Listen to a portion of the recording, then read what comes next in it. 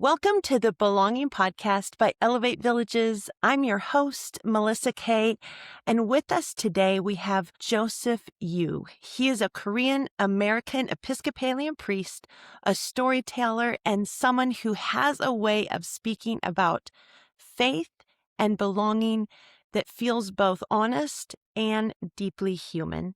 He pastors a wonderfully eclectic community near Houston, Texas. I found him online where his reflections just kept stopping me mid-scroll and inviting me into something so much deeper. I'm really, really honored that he said yes to taking time to explore belonging with me today, how we experience it if we don't, and how we begin to restore it in our lives and in the world around us. So if you know someone who's ever felt like they didn't quite fit, this conversation is one you're going to want to share with them. But let's get going. Joseph, I'm so grateful you're here. I have been looking forward to this conversation. Welcome. Thank you so much for having me. And those are very kind words that I don't know how true they are. People will find out real quick. Well earned. Well earned. So before we get to our bigger ideas, I'd love to start just with your story. Can you think of a moment in your life where you felt deeply seen or like you truly belonged? Oh my goodness. It's funny because when you were doing the intro, I was thinking about all the times I felt belonging, and there's not that many because I feel like all my life I was always in this like in between places, which helped me understand other people who feel like an in between. Because growing up, we moved to the States from Korea when I was 6. So at some certain point in my teenage years, I wasn't Korean enough for the Koreans, and I wasn't white enough for the Americans. So I was always in this weird space. And then as I gotten older and I started working in church, when I was a Methodist, there was I wasn't progressive enough for some, and I wasn't conservative enough for others.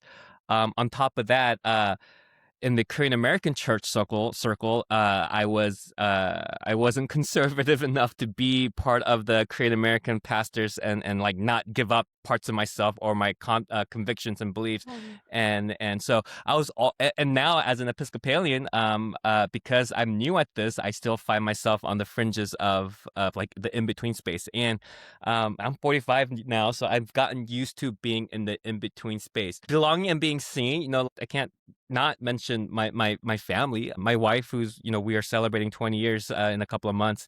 The fact that she has seen me and all the good and ugly and bad, and that she has continued to choose to be journeying with me together. I have that, and so because I have this wonderful support group, I feel like I belong with them, and that I feel seen by them. That helps in of itself. Whereas like in professional whatever, wherever I don't fit, it's okay. I have a home. A lot of times my home seems to be surrounded by the people I love, by my family especially. I love that. So like when you were talking about the in-between spaces, I resonate with that a lot. And I actually have a writing I've done called The Edge Walker. Mm. But then I was doing some studies into like living systems, and in nature, the things on the edge, like when the jungle turns into the ocean, like those edge spaces, there's actually more life. Like there's more stuff Interesting. happening. I'm not a biologist or a scientist, so I'm probably not saying it right. But yeah, it's actually a thing that these places along the edge are where there's the most alive. And so I see that in you, and I think all of your That's experiences fascinating. I never thought of it that yeah, way. yeah. Yeah, there's so many of them in nature. Like you'll start seeing them now. So I think I found you on social media, and there was a post I kept coming back to, and finally I just sent it to myself so I can watch it whenever I need a good dose of thinking about belonging in a different way. But you have a post, and I'll go ahead and I'll link it below in the description if our listeners haven't seen it. You were talking about being a peacemaker, and so many people think peace is quiet. In your expounding on peace isn't quiet. Peace is more of restoration. So can you talk to us a little bit about that? Yeah. The way that the Bible talks about peace, it's shalom. And shalom is less of an absence of something and more of a wholeness of something. So you're right. We tend to associate peace with silence. When you want peace and quiet, you want everyone to just, peace in politics or in country to country is the absence of warfare. And yes, that is good, but that is not the peace that Jesus had in mind. In fact, the Roman Empire had what's called a Pax Romana, which is the peace of Rome, and their version of peace was you either submit to our rule or you die. So you'll find peace if you become part of the Roman Empire and pay taxes and devote your allegiance to Caesar. That's not a bad thing, but it's incomplete. And the way that Jesus and the Bible and the Hebrew people talk about shalom, it's always about making things whole. So, violence or peace in conflict doesn't mean just an absence of war or violence, but it's a work towards reunification and reconciliation. And true shalom happens when the two parties are reconciled, not cast off to the side. So it's more difficult of a work to do as followers of Jesus to bring shalom than it is because a lot of times we can say, well, I can, to be peaceful is for me not to be there. And that might be the best thing to do, and that might be the healthiest thing to do for sure. But true shalom, the point of shalom is to make that relationship whole. And again, the caveat I would always talk about, talking about, relationships being made whole. A lot of times, we as in church have abused that, and tell people, especially wives, women who have experienced domestic violence, to go back, forgive, just whatever, and the restoration and wholeness doesn't happen until justice is provided. So we love the word reconciliation, but reconciliation cannot happen until justice happens. So for justice to happen, the offending party must admit that they offended. So while wholeness and restoration and reconciliation is the goal, it's a communal process. So a lot of times you can be working towards peacemaking, but sometimes you're going to have to say, I've done my part. And for me to linger here is going to cause more harm for everyone else. And so there's I'm not advocating people to suck it up and stay. Be kind to yourself and be wise. But when we think of peace as an absence of something, that's just a limited view of what Jesus talks about when he talks about blessed are the peacemakers. Yeah. So this is what you bring up so much, I think, which is so powerful for me, is you're not scared to go into the complexity of these conversations. How would you say you stay, or how can we stay open and curious in conversations, especially some of these heated conversations, instead of retreating to an us versus them mentality? I don't know if that's possible, especially just the way that things are today. One thing, I was never good. I was never a good, proselytizer or evangelist. I remember, we were sent on fishing trips when I was in youth group. The youth pastor dropping us off 2 by 2 in malls and telling us to go save souls. And my friend and I would always kind of be like, did you have money? Let's go to the arcade, because we didn't want to talk to people. So I've never been good at debates or arguments and whatnot. But also I've rarely seen people change their mind based off a comment, right? Oh, okay. Now I believe, I've never seen that happen. And so part of the way, especially just how volatile and emotional people can be discussing certain politics, there are people that I don't need to talk to. But I'll listen. There's a couple of people, like the coffee shop I visit quite often. I think they should give me my own parking spot. But there's always this couple of guys. They're always on the weekends, so I try to avoid the weekends. But when I'm there and they see me, they sit at my table and they just spout conspiracy theories. And I want to be like, oh, yeah, but I realized that, hey, this person might not have anyone else to talk to, and it's, I have like 15 minutes, and it's annoying as heck. But you know what?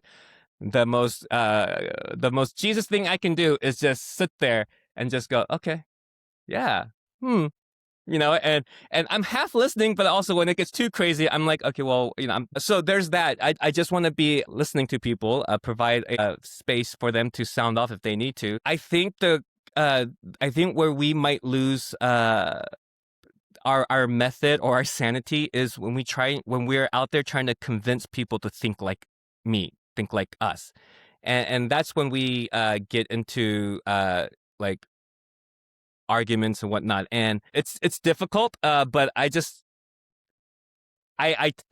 even in church, I always give them a caveat. This is what I believe, and this is what has formed me. But I'm okay if that's not what formed you. And I have personally, I have like these non-negotiable things about my faith, where even if I can't understand it or can't make sense of it, it's just non-negotiable. That's the tenets of my belief, and it's my non-negotiables are within the Nicene Creed, because we say it every week as Episcopalians. But like I can't explain to you the virgin birth. I can't explain to you the resurrection. Those are things, and I can't explain to you the Trinity, but those are just things that I'm just gonna be like, you know what? God is mysterious, and something needs to remain mysterious, So let's just put faith in that. The rest of everything else is it's negotiable.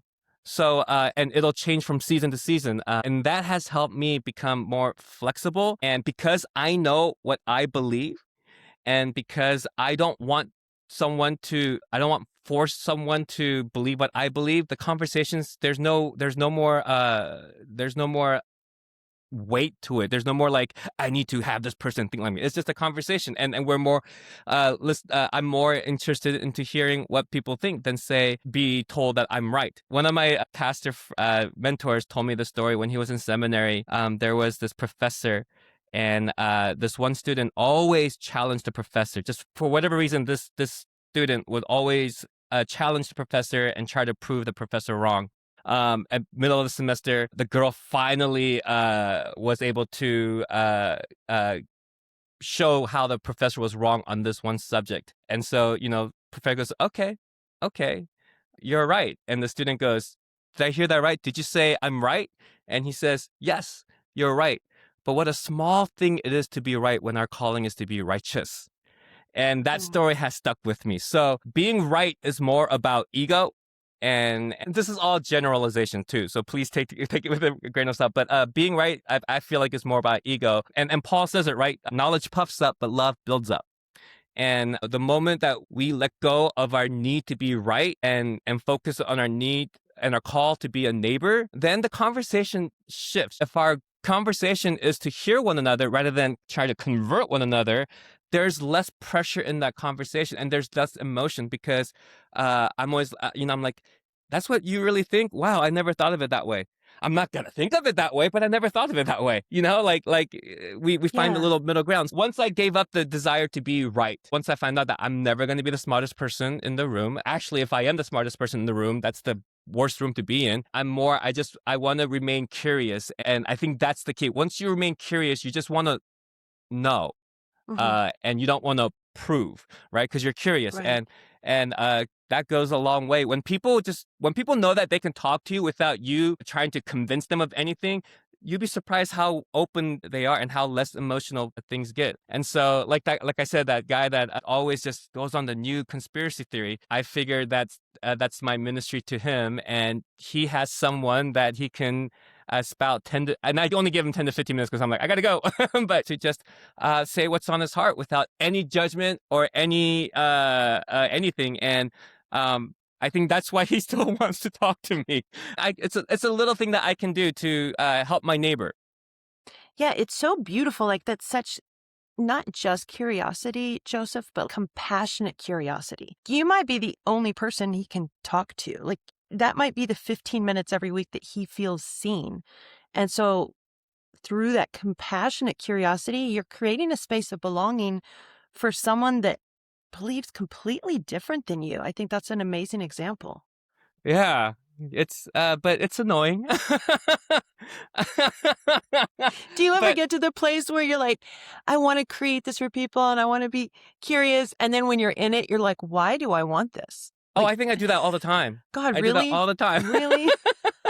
I mean, the people are always surprised to hear that I'm an introvert, but I am. And so, like I was like, we should have this thing with the community. And the moment I'm there, I'm like, okay, when can I take the pastor hat off I'm and be sure. away from these people? But again, the worst thing that we can do as Christians is isolate ourselves from the community that we're the bigger community that we're part of. We're not meant to be. I hate this idea that we're not of this world and that kind of Christianese cliche things where we divide the secular into the and the religion, Yeah. the spiritual and the secular, and it's almost like we're defining borders on where God can be and God cannot be, and that is the antithesis of what God is from the scripture. We have that Psalm in David, where can I go to flee from your presence? If I'm there, you're there. If I'm here, you're here.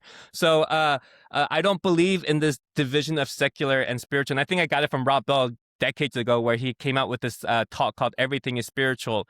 And that always resonated with me because everything is spiritual. And we are the ones that make the mistake of saying, you know what, as Christians, we should only listen to this type of music, as if God can't be found in this type of music, like, Right. yeah, I think just being flexible and open and curious is one way that compassion and empathy and love still can be fostered and shared with people. I love that. So you put out a book called When the Saints Go Flying In. Yeah. Beautiful book. So you had already started the Mosaic Episcopal Church at that point. You had already planted that church? Yes. Yeah. So on the back it says, discover new ways to find purpose, joy, and meaning while also laughing at ourselves. I have to tell you, so I'm not Episcopalian, and so saints weren't something that I had training on. But I admire the way you think about things so much that I got the book and I have enjoyed it and learned about like saints and learned about so much more than saints. Like, honestly, like you kind of use the saint to introduce all sorts of wanderings and amazing ideas. But in the book, the last chapter, can we skip to the end? Of course. That's my favorite chapter. And mine. It's so funny. When I do audiobooks, I always make it through the book. But on reading books, I sometimes get distracted and, Same. I'm halfway through like 15 books. Same. We'll have the halfway through 15 books I don't know if club. you can. Let's see if I can. That is my to be read books, and half of them are I already started. There's bookmarks in like half of the books. So. Oh, wow. Well, I'm so glad that we had this conversation scheduled today because it pushed me over the weekend to finish the book. And I'm going to be honest, I sort of went to the last couple chapters and I was just like trying to skim. And then I hit Nathaniel. And then I was like, what? And so for our listeners, Nathaniel is Joseph's son. Yes. And you adopted him from foster care. Yes. And so, of course, here with Elevate Villages, I mean, we're all about foster care and trying to make sure children who have to go into this system have some better outcomes. And certainly you and your wife have shown the best way to do that. So let's first just tell the story around how you got in the book, and you don't have to give away all the book, or you can, because that first day when you picked him up the joy he exuded, like I cried and laughed and like grimaced. And I felt so many things in this last chapter, and it's relatively short, but it is packed. So I just want to hear you talk more about your son and the beautiful experience it was, and how you learned belonging from him. Yeah. So for whatever reason, we were just never able to have our own biological kid, and we learned that private adoption is really expensive. And we also learned that it tells you, like, when you think about it, about how naive you were, you're kind of embarrassed. But I thought before we were we were entertaining the possible in vitro method. I thought once you pay all that money, it's guaranteed. But then I'm like, no, it's not guaranteed. We're like, well, we can't afford that. And my wife has always been interested in foster care, and that was something I never wanted to do. But she convinced me, and we got placed with this boy, and we met him at a Casa Pacifica in Camarillo, for those of you that live in Southern California. And we were living in Santa Barbara at that time, and he was born in Oxnard, so all on the 101 in Southern California. It was such a long day because I think I mentioned that the whole campus was on shutdown because some person brought in knives, and we're just sitting there, and he walks in with clothes are too big for him, and he just couldn't stop smiling. And later, the California state told us that he had language delays was the official diagnosis that they gave us. And like halfway home, we're like, this isn't language delay. This is something far more serious. And I think part of that, I kind of wonder how he would have adjusted if he wasn't neurodivergent. But because he is, I think that's one of the blessings that, because when California, you don't get the family medical history until you sign the paper for adoption, which I felt was always backwards. So, and we asked about it, and they're like, well, if it's too much, you can always cancel adoption. It's like, no, that's stupid too. Like what? So anyway, we were in it. We were like, we're gonna do this, and so we received like it was like this stack of reports that CPS had. And it was like the first 3.5 of his life, he dealt with more trauma and a lot of stuff that like more than I've had in my, when I met him, I was 30 something, in my life, so it was kind of both heartbreaking, but also just the testament to his resilience. And it was very complicated because he also had an older sister who was also taken away, and she was the more emergency placement, and so she got placed first, and that home only had one bed. So Nathaniel was in a group home for almost a month, 6 weeks, I think I was told. Which to us, we're like, you spent 6 weeks with him. How could you not know that this was more than language delay? And so when it's just a complicated thing because they're both special needs. We purposely did not want any special needs kids, only because this was our first time being parents, and now we have this child. And the state, when they were up for adoption, wanted us to take both. They wanted to keep the siblings together, and we're like, we can't. Like, we would love to, but I think it might, in the long run, do more harm for the four of us than any good. And we didn't know what kind of language or learning disabilities she had, because they can't tell us. We're not anything to Right. her. So we said no, but eventually the state said I guess they couldn't find anyone to take both, and they asked us if we still were interested in adopting Nathaniel, and we said yes. And in the meantime, we knew that we were moving to Texas, so we were trying to race against time. And literally on Friday in June, we finalized adoption, and on Monday, our plane was to Texas, so we just finished it and moved to Texas. Wow. I have learned more about faith in general by watching him grow over the years. And how he makes space for people, and how people make space for him. I've always wondered in all the churches that we were part of, a lot of people who have a lot of emotional baggage, for lack of a better word, they are the ones who seem to be always drawn to him. In every single church, the church person that he was always the closest to were people that just have seen a lot in life. And I was wondering, why particularly are those people drawn to Nathaniel? And I concluded, when Nathaniel's with you, he just wants to be with you. He has no idea if you're divorced, if you're a recovering addict, if you're whatever, who you choose to love. He doesn't care. He just wants to love you and for you to love him. And I realized that there's not that many places where you're completely unjudged. Anywhere you go, people always have some thought of you. Even Yeah. if it's good thing. When you introduce yourself as, hi, I'm da da da da, and I'm a doctor. We all already have like concepts of who you might be as oh, you must be really smart or something. We just always form. But I think with him, there's none of that because he doesn't know any of that. So when you're with him, you have 100% acceptance of who you are. And for people who carry a lot of hurt, that's huge for them. That's one of the things that I learned from Nathaniel, is that he just loves the people that is right in front of him. And Wow. what's more Christ-like than that? There's just things that I learned about, belonging and being a childlike faith, the wonder and awe that he has over every little thing that for me it's just like, come on, guy. We gotta go. We gotta go. We gotta go. It's just a It's just bubbles. It's just a cat. Just hide the cat. Let's go. You're allergic. Don't touch. We're on the as adults. We're always on the move. We always got something to do. But he's taking everything in, even if for the first time. Like yes, on Saturday, he just got to say hi to the garbage man, because the garbage come in and he ran out and he said hi and they say hi back to him. He came in. He goes, "It's my lucky day. I got to say hi to the garbage man." And I'm like, yeah, that's a great way to frame it. But like it's hard for me Wow. to get in that mode because it's just a garbage truck.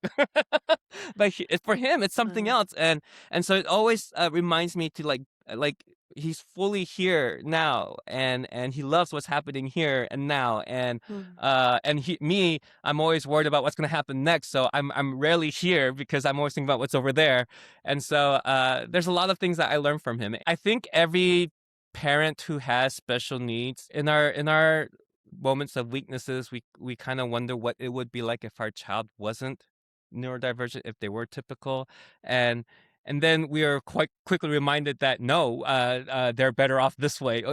For I don't know about better off, but they're this way for a reason. And so Absolutely. if my son was typical, I still think he'd be a good kid, but I don't think he'd carry this kind of magnetic pull that he has with people. And it's amazing how he does it, because he still talks like a toddler. He doesn't have full control of his language. He can't talk like a regular 15-year-old does. He talks more like a 4 to 5-year-old, but yet he's able to get people to do everything he wants them to do. He's able to get people to follow him. There's something about him that really draws people to him, and I have no idea what it is. maybe That's it's just maybe it's just interesting. a sense of belonging that people get, because, like I said, he loves you for who you are right then and there. The only caveat is he wants you to pay attention to him. Right, but like how it makes me think like how very present he is. Like you said that, and how not present we are. Like when we were a kid, what did they ask you? What are you going to do when you grow up? Or, oh, you can't do that until you're older. Or, well, don't be a baby. So, but like, I think growing up, we're constantly told, don't be where you're at, be somewhere else, or try to get somewhere else. And Yeah, then, like, through religion, we're all waiting to go there instead of being here right. because you don't want to go there. And so there's all these like lessons. Like I'm just thinking, like this is sort of downloading right now that we have all these lessons to not be present. And yet just looking at the experiences through your son's eyes, being present is where you find that joy. Yeah, And being present with a person is where we find belonging. Like I yeah, belong and I'm creating belonging for this other person. Like so that's just like earth shaking. I wonder if that's why Jesus said, like, let the little children come to me, and like talked about faith, like the faith of a child.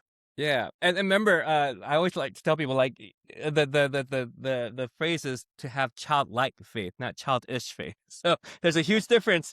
There's a huge difference between childish and childlike, and a lot of times we opt for the Right. childish because it's Mm. easier. Wow. Childish faith or childlike faith. Yeah. Huh. So, was there a moment in your journey with Nathaniel? Was there one moment you can think of that just truly changed you, that you'll never be the same person you were before that? Oh, I think is when he first came into our home. Just that ride home, he was sitting in the back of the car in this car seat that we borrowed, and Rahel, my wife, and I looked at each other, and we kind of both knew, okay, this like this is a shift in our lives. We went in with the idea of with completely certain that he'll be reunified with his parents. So we were thinking Right. that, an average, I think they said average in California, unification process takes about 18 months, a year and a half. So we thought that we were in be a year and a half with him. I remember I had to come home and then I had to go to a trustees meeting. So I had to drop them off and go. And then I came home. He was about to go to bed. I got to sing my first lullaby to any kid. As he was going to sleep, I realized, oh man, I'm going to be he's going to be with me forever. Like even when he Yeah. goes back to his parents for the rest of my life, I'm always going to be wondering, where is he? What's he up to? What's he I just knew, like, fundamentally I was changed. And then we were our the change was again the noticeable and tangible, because then we became a forever family. And then that was another momentous moment, a milestone where we knew that our lives were going to be different. And so, in that sense, just having the moment that he entered our lives, we just knew that we weren't going to leave this experience the same. And luckily for us and for him as well, we don't have to wonder what would life be like. Where is he? What is he up to? He's Right. with us forever and ever, or until for the rest of my life. So that was just being just having him, just having the it was a mix of things, right? Like responsibility of another human being that we never had before. He was 3.5, and because his parents were fairly negligent, he was still in diapers. So, like, I didn't know how to change diapers. That was a quick learn on the fly. Like, and he's 3.5, so like sometimes the diapers were like not baby size stuff, and always like like I still like I was a little bit traumatized the first time I had to change his diaper. um I have a picture of me with a bandana, like I'm robbing a bank, and I had, like, I put Vicks vapor on my upper lip and wrapped it, and it still did not help. So like, physically and routine wise, our life was, we knew nothing was going to be the same, but emotionally and spiritually, I knew that my life was forever altered because of this boy. And I was dreading, like, I'm like, this is not good. This is only the first day, and you're already dreading the day that you have to say bye to him. Like, that's how far. Like, that's why I'm I I'm love never. it. I'm always in the future, always anxious about something. Wow. But luckily, God had different plans, and now we get to see him grow. And he started shaving last Christmas. So Wow. that Wow. was a big yeah, I just know that because he shaved.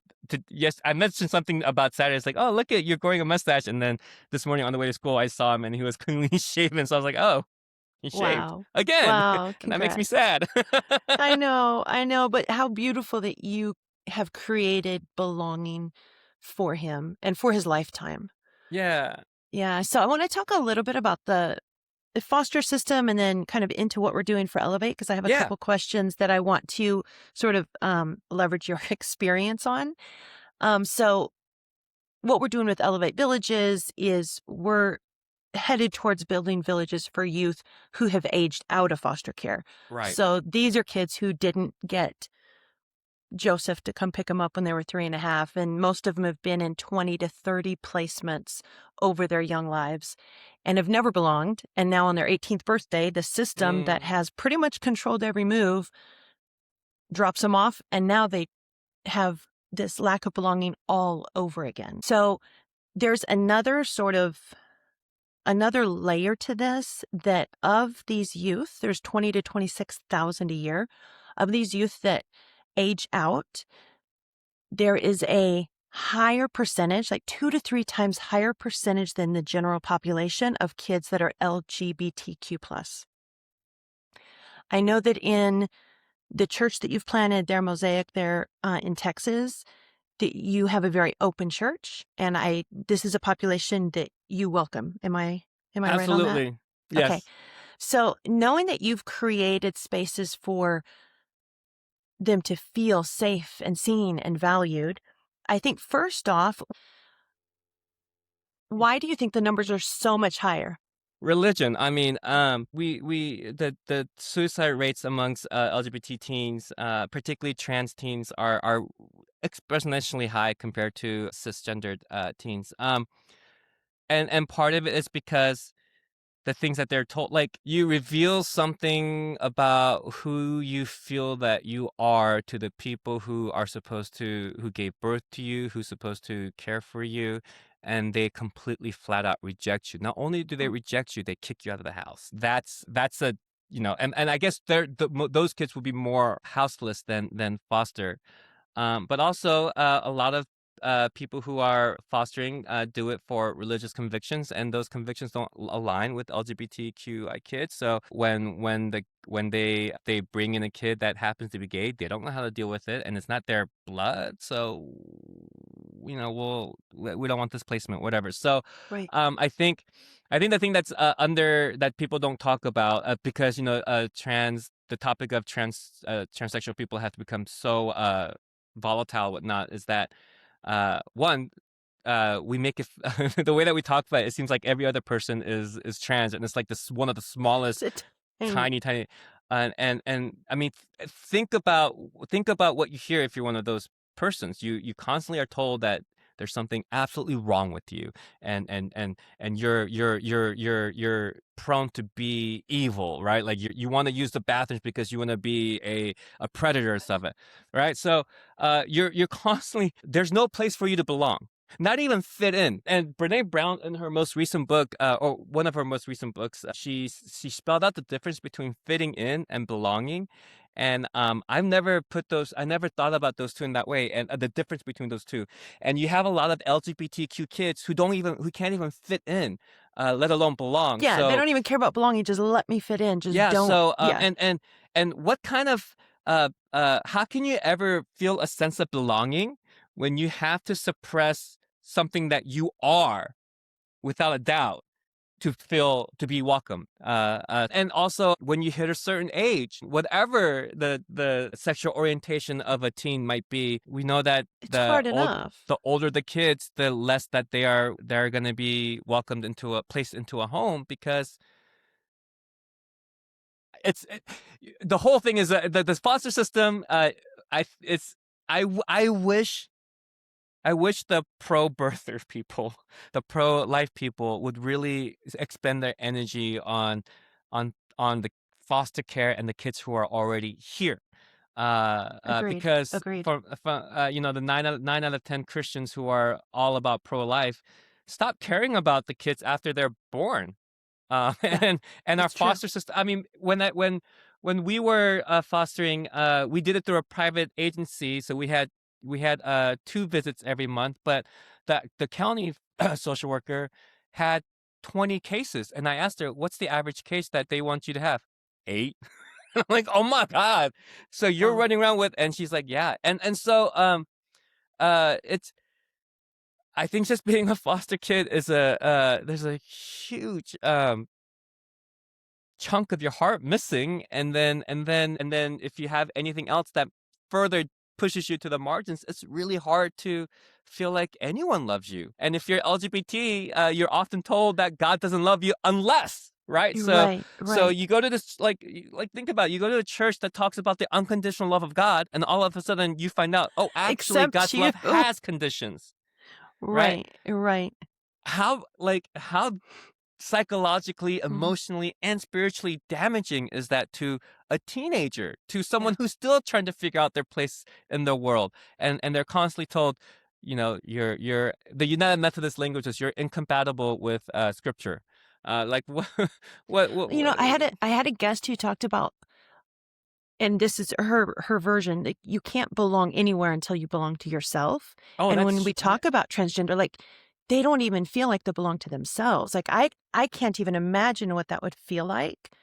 It's just definitely not something I do for fun. So yeah, you start with not belonging to yourself, and then everyone else definitely piles on top of that how much you don't belong. yeah, and then you add another complicated layer of being part of the foster system, and you're just these kids. I mean, when you're in the foster system, you already have a steep hill to climb.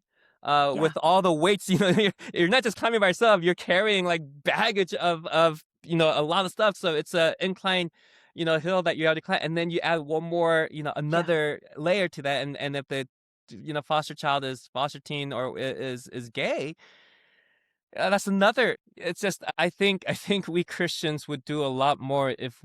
Oh, Gregory Boyle says it the best. He said, instead of judging what people carry, we should stand in awe of how they carry it.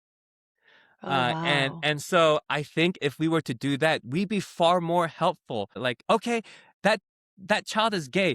Who cares? Let's meet that child's need first. you Meet know, their and needs first. I love that. let's let them know that they matter first and foremost, and then let's Absolutely. move from there. But we don't. We confuse control with love. Mhm, And mhm. so, rather than loving someone, we try to change everything about them so that they're easier to love. And that's not what Jesus calls us to do. So, but Mm, again, what Jesus yeah, calls us to do is so difficult that it's easier to do what I just said, like change them. absolutely. So, Let me be comfortable. Let me change you so I'm right, comfortable in all of right. this. Yeah, Which is all, which is a lot of the things that we do. Instead of looking at the plank in our own eye, we're like, hey, take that speck out of your eye so that I don't have yeah, to deal with this one. Um, yeah. And what a great so example Jesus was of not being comfortable. yeah, Like, he was and fine with that. just how Jesus always.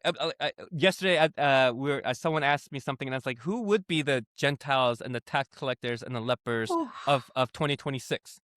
And what did Jesus do with those people? He ate with them. He sat with them. He broke religious rituals and customs and purification rites just to be with these people. So, like, He who are created those people today? wholeness with them. Because we don't have lepers like they did in Jesus' time. Tax collectors are, I think, universally and historically reviled, disliked. Yeah. But tax collectors back then had a different annotation than the IRS, like, so who are these people that Jesus ministered to, invited himself Mm, over to their house, Zacchaeus, or invited them to dinner, that in 2026. And mm. I would dare to say, and depending on, who are the marginalized people in our society right now, it's the LGBTQ, it's the immigrants, it's the poor people we don't like to think about. But if Jesus was walking on this earth today, he wouldn't be at the White House. He wouldn't be at Lakewood Church. Nothing against Joel Osteen, but it's the biggest church that in our neighborhood or in the country. He would be on the streets, or maybe he would be just he would be where the hurting people are. Another Catholic priest, Richard Rohr, says Jesus is not loyal to any persons, groups, parties, or religious affiliations. Jesus is loyal to suffering. And if you want to find Oh, that's Jesus, go where the good. people are hurting, because that's where you'll find Jesus. Yeah. And that's Oh, that's absolutely so good. true. I mean, we have four gospels, and where is Jesus? Where the people were hurting constantly. Yeah. So, Over and over. and without making them feel guilty about hurting. That's the other thing, like we Christians don't do well. We might go to the places, but we also bring judgment or expectations of how these people should Mm, behave. And so, you know I think the very first start of our part is to see the people in front of us as a human being without any of the labels that they carry. And mm, that's easier said than done. for sure. For sure. For someone who's listening, who wants to create more belonging in their own life and create belonging for others, where would they start? Anywhere with anyone, I think the biggest key is to be active listeners. For some people, that's a huge sacrifice because they want to talk all the time. But a lot of people today aren't heard. Hmm. And so they're conditioned to shout or be loud or be emotional. I think one place to start with belonging, or to create a sense of a space of belonging, is to have people seen and heard. Um, and maybe if both of them are difficult, so maybe one or the other to start with, and those go a long way. People who are what I've learned real quick about church planting when we're doing the mosaic. Yeah. People are very distrusting to begin. They're very paranoid, Suspicious. suspicious. Thank you. I can't think of the word. And anything that makes them feel any sort of discomfort, like, oh no, I'm putting myself into this situation again, they'll check out immediately. Yeah. And rightfully so, because they don't want to put themselves in a situation they worked so hard to get out of. So one I've learned, and this is different from person to person, from community to community, but one thing I learned to provide a sense of safety and belonging is to let people know that they are seen and that they are Mm, heard. And the last thing I want to do is to tell people, you need to believe what I believe in order to be part of this. We just say, you're welcome. I know that we have a couple of atheists and a few agnostics in our midst, and I'm wondering what they're doing there. Not because like, what like you guys don't believe in this. You have the whole Sunday off. Why are you here? Go enjoy the day. What? You have You a know? whole Sunday off. But I think part of it is that they've found someone that made them feel like this is where they can be Hmm. themselves. And that's not just that's not a testament to me. That's a testament to the people who are here, because I'm not I'm up in the front. It's the people who, oh, you just come sit next to me Yeah. and whatnot. And one of our couples, the first thing that they said to me after church on their first visit is, they've been married. It's a same sex couple. They've been married for a very long time. They've been together for even longer. And they said, this is the first church that we've been to together where I could hold her hand Mm-hmm. and no one says anything. Like for the past, other churches, they had to tell people they were friends, they were roommates. But she was like, this is the first church where we can be truly ourselves, and both of us are so emotional because we don't know what to do with this. And I was like, you know, that made us feel good, but that's the part of the work that we're doing. Is trying to create a space where people feel like they are seen, known, and loved. And what Mm-hmm. I couldn't think of a better way to describe what the people of our church than this person telling us we only felt love and never judgment, and we were so comfortable that we were able to hold each other's hand in church for the first time in our lives together, and that meant a lot to me. Yeah.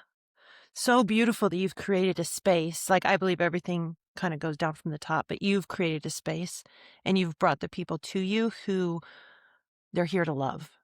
Yeah, but we're human beings, so we get it wrong all the time. But Sure, sure. my hope is that we keep trying to get it right. I don't know the harm I caused a lot of times, and there have been people who are very offended about the things that I've done and said and acted, and so it's a delicate dance that we have to do.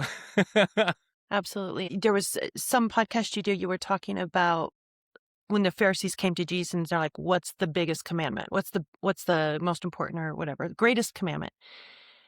And it was love God and love others. Like Right, that's it. And right. when we get good at that, let's start worrying about everything else. But let's try to And get I keep good at trying to that tell as people, hard as it is.